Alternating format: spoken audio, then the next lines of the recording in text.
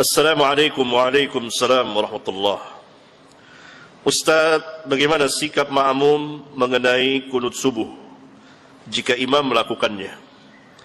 Karena ustaz-ustaz lain yang bermanhaj salaf, mereka menganjurkan agar makmum tetap mengangkat tangan dengan berdalil lewat perkataan Imam Ahmad mengenai sikap makmum. Kunut subuh, tanyakan kepada ustaz itu, kunut subuh bid'ah atau sunnah? Itu pertama. Kalau sunnah menurut mereka ahli kunut. Kita harus tahu dulu, menurut antum kunut subuh itu sunnah atau bid'ah? Kalau jawabannya sunnah, halas, berbeda antara kita dengan mereka. Kita mengatakan kunut subuh itu bid'ah. Jika mereka mengatakan tidak ada ulama yang membid'ahkan, apa jawaban kita? Apa jawabannya? Enggak, apa jawabannya? Jawaban pertama, ketuanya ulama telah membid'ahkannya. Siapa? Sahabat.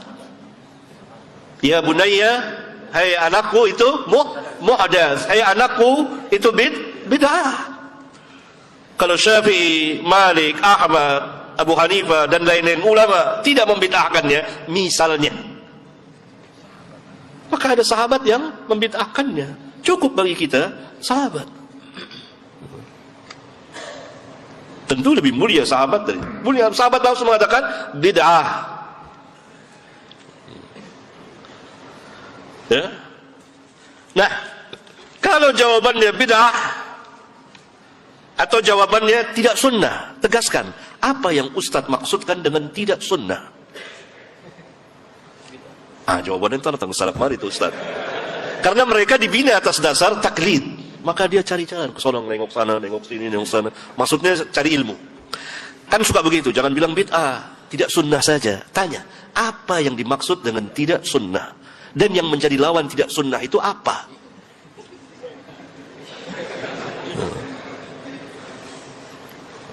Bolehkah kita katakan usolli itu tidak sunnah? Iya, usolli tidak sunnah.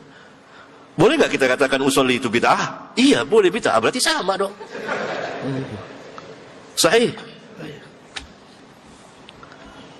Sebetulnya ikhwan, dalam dakwah seorang dai harus berilmu pertama,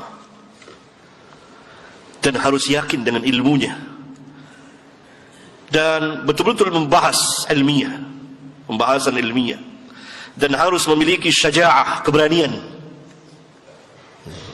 Yang bid'ah nggak jadi masalah, yang sunnah. Nah, kalau itu bid'ah, tanya, bolehkah kita mengerjakan bid'ah dalam sholat? Diperintahkah kita mengerjakan bid'ah dalam sholat? Boleh nggak? Nggak boleh. Dalilnya? Sallu kama ra'aitumuni usalli. Salatlah sebagaimana kamu melihat aku salat, bukan sebagaimana kamu melihat mereka salat. Tidak, aku salat. Semuanya merujuk kepada Nabi yang mulia sallallahu alaihi wasallam. Mereka berkata lagi, kita diperintah untuk mengikuti imam. Innama ju'ilal imamu liyutamma bihi. Tanya, mutlaqan atau muqayyadan? Mutlakkah atau muqayyad dengan sunnah? Kalau dikatakan mutlaqan, berarti antum harus mengikuti imam yang mengangkat tangan lebih dari kepalanya. Gini. Berarti kita harus mengikuti imam yang bersedekap seperti ini ya. Gini. Kok antum nggak ikuti? Kan mutlaqan. Gini. Antum harus mengikuti imam. Kenapa antum di sini lempeng, nggak bengkok seperti ini? Antum harus mengikuti imam yang sedekapnya mendekati farjinya gini. Kan gini nih. Berarti ini hadisnya dhaif, di bawah pusar, nggak sampai ke parji bahkan sini. Berarti mengamalkan hadis dhaif dan dalam mengamalkannya tidak tepat sampai mendekati parji gini. Harusnya di sini di bawah pusar. Tapi hadis itu dhaif. Kenapa antum nggak ngikuti? Bahkan antum di sini. Kelebihan juga. Sahih. Saya ajak antum bebas merdeka. Ini saya. Antum imma mau ikut ustaz lah, antum merdeka. Saya hanya mau bahas ini. Untuk para pelajar merdeka. Bahas sendiri antum. Antum bisa baca kitab. Berarti tidak mutlak. Lalu tanya lagi, oh kita kan pernah Nabi SAW salat 5 rakaat, sahabat ikut. Nabi lupa, itu bid'ah atau lupa? Bukan bid'ah, lupa, beda. Antum nggak bisa bedain antara lupa dengan bid'ah.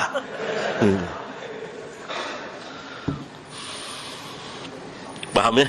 Itu sekilas, ada banyak lagi. Ya. Oleh karena itu, kita tidak diperintah mengikuti imam yang mengerjakan bid'ah. Kalau kita meyakini bahwa kunut subuh itu tidak sunnah, yakni bid'ah, maka tidak boleh kita ikuti. Dan kita tidak mengerjakan.